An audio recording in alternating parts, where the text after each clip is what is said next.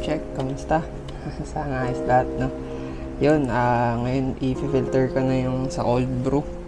Sabi ko 18 hours lang, kaso naging busy ako ngayong araw, so lumagpas siya. Pero okay lang din para at least alam ko yung result ng more than 18 hours na cold brew. So 150 siya time na brain no. Tas ngayon wait lang, 12:36 na, 12:36 AM. Kakauwi ko lang kasi galing sa kapihan normally ganitong oras ako nakakauwi. So yun, kumuha din ako ng baso na may yelo, tapos yung kinold brew natin, tapos yung server tsaka V60, tapos kuha tayong papel. Okay, anong oras na? Call pa lang, call ng aso. Yan, ganun lang din, ano lang, fold, tapos tagay, tapos pre-wet lang natin ng very light.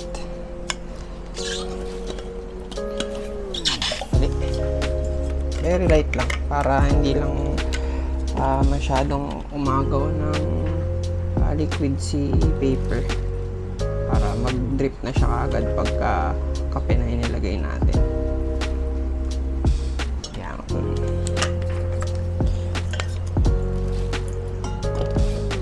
Lang natin siya. Tapos purge lang natin. Tanggalin natin yun. Yan.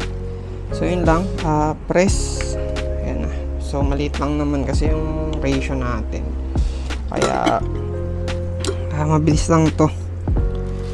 Pero pagka medyo malaki yung kinold brew nyo, tapos mag-filter kaya medyo kukuha siya ng oras, medyo tatagal siya kasi nga yung mga sapal niya, kinaklag niya yung papel, so bumabagal yung drip niya. Yan lang. Pakita ko mamaya yung mga sapal kung merong makukuha. Usually pagka ganito, nababanguhan talaga ako sa extract ng ng cold brew. Iba yung aroma niya kasi syempre matagal nga siyang na brew. Parang nabigyan siya ng ng enough time para malabas niya yung flavors niya.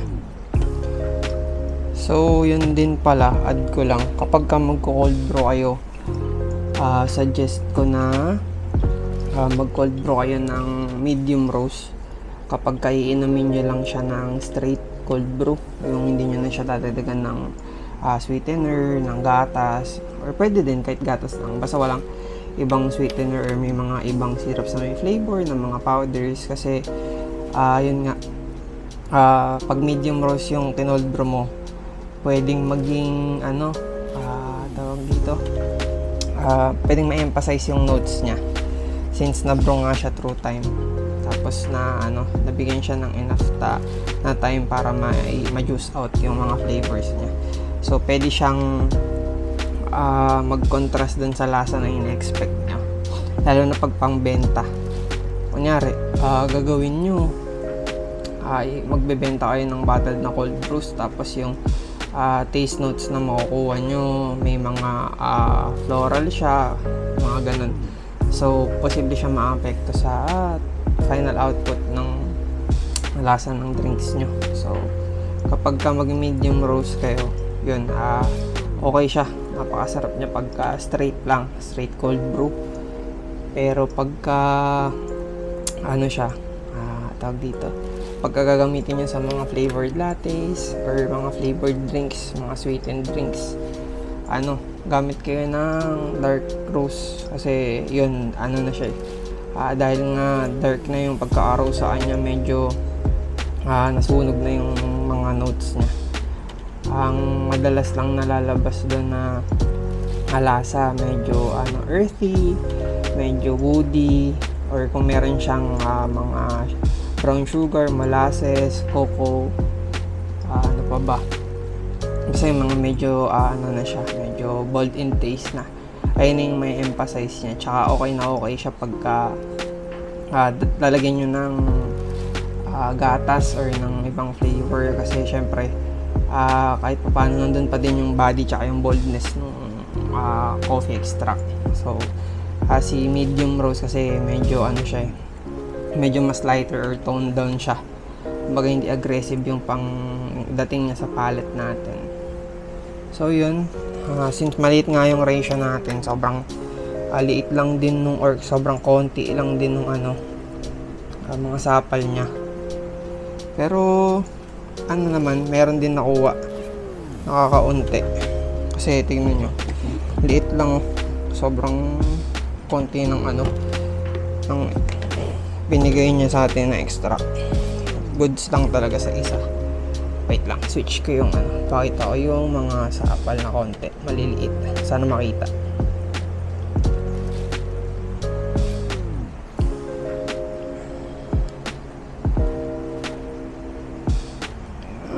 Ayan sa mga gilid niya, makikita kayo sa gilid ng papel, sana nakita nyo, yung para siyang mga maliliit na granules. Pag nilakihan nyo yung yield ng pagko-cold brew nyo, ano yan, automatic yan, makikita nyo kakapal yan, tapos may para siyang muddy na may ipon. Ayun yung magpapabagal sa kanya sa pag-drip down, para parang tatagal yung pag-filter niya. Pero overall naman magiging okay na okay yung niya, extract niya, yung final output niya, kasi magiging smoother siya, wala yung mga aligasgas na feels. So yun lang, okay naman na yun.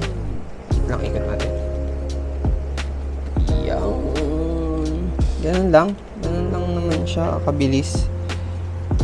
So para sa akin, sinasuggest ko talaga pagka i-business nyo or kahit pang personal na gamit, try nyo yung pag-effortan na i-filter out siya, kasi sa akin lang naman, based sa mga nabasa ko, na hindi maganda na naiinom natin yung ganitong mga sapal na kailangan i-filter.